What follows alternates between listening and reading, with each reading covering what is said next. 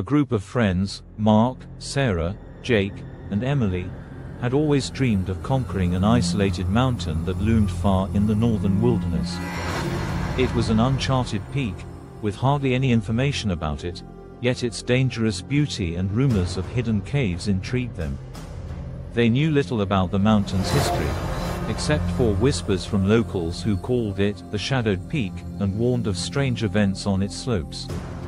Dismissing the tales as folklore, they set off, their spirits high and backpacks loaded.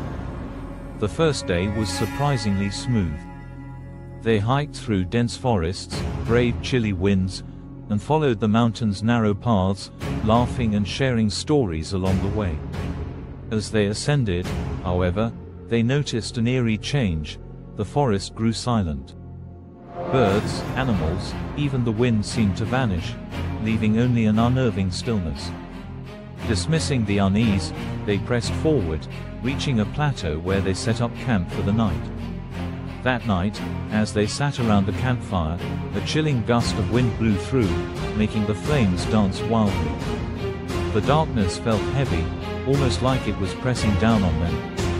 Jake broke the silence with a ghost story, meant to lighten the mood, but just as he finished, a distant whisper echoed from the trees. "Did you guys hear that?" Sarah asked, her eyes darting toward the darkness. The others looked at each other, uneasy, but decided it was just the wind. As they tried to sleep, however, Mark couldn't shake the feeling that they were being watched. He scanned the tree line, his flashlight cutting through the darkness, but saw nothing. In the early hours, Sarah's scream tore through the silence, waking everyone. She was shaking, her face pale. Something was breathing next to me," she stammered. They reassured her, brushing it off as a nightmare, but the fear lingered in the air. The next morning, a thick mist rolled in, blanketing the mountain. It clung to them as they climbed, muffling their voices and limiting their sight to just a few feet. Emily spotted a faint path leading upward, which none of them remembered seeing before. Driven by curiosity, they decided to follow it, hoping it would lead them closer to the peak. The path led them to the mouth of a dark cave, wide and deep, its entrance hidden behind twisted trees.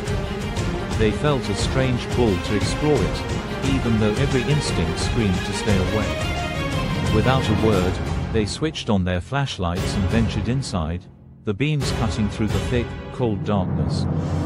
Inside, the walls were lined with strange markings, carved deeply into the stone, symbols none of them recognized. Some looked like ancient runes, while others seemed disturbingly close to faces, twisted in expressions of agony. The deeper they went, the colder it grew, their breaths visible in the light. Then, they reached a chamber, vast and hollow, with a strange altar in the center. It was a rough stone slab, stained with a dark, rust-colored substance. Mark ran his flashlight over the wall behind it and froze. There, etched in jagged lines, was an inscription: "Once you enter, you may never leave."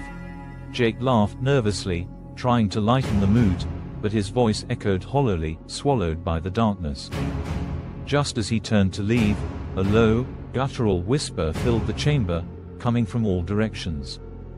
Turned back, terrified, they sprinted toward the cave entrance, but the path had shifted, winding in new directions, leading them deeper into the mountain.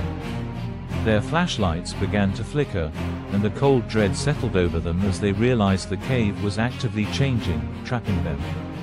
They tried to stay calm, but panic set in as hours passed, and the walls seemed to close in. Every tunnel looked the same, twisting and turning in endless loops. Their supplies dwindled, and every sound echoed in unsettling ways, making them feel like they were being followed.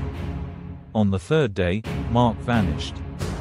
They woke to find his sleeping bag empty, his gear abandoned. They searched for him, their voices echoing, but he was gone. Then Sarah disappeared the next night, her flashlight left flickering in the dark.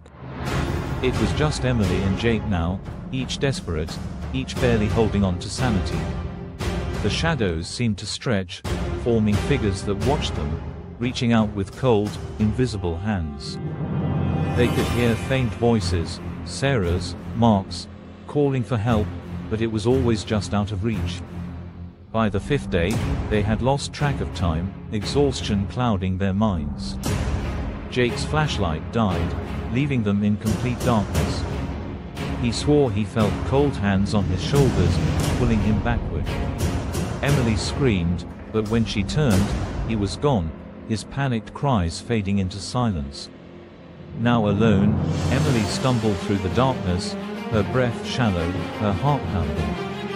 The whispers grew louder, surrounding her, laughing, calling her name. She ran, her hands scraping against the walls, desperate to escape. Finally, she collapsed, cold and weak, her voice too hoarse to scream anymore. The next day, a search party found Emily's abandoned camp on the mountain, her friends' belongings scattered, but no sign of them. Days of searching revealed nothing but their empty campsite, the eerie silence of the mountain hanging heavy in the air. Locals whispered that the mountain had claimed more souls, and no one dared go near it again. To this day, hikers say they can hear faint whispers near the peak, panicked voices calling out, lost forever in the shadows.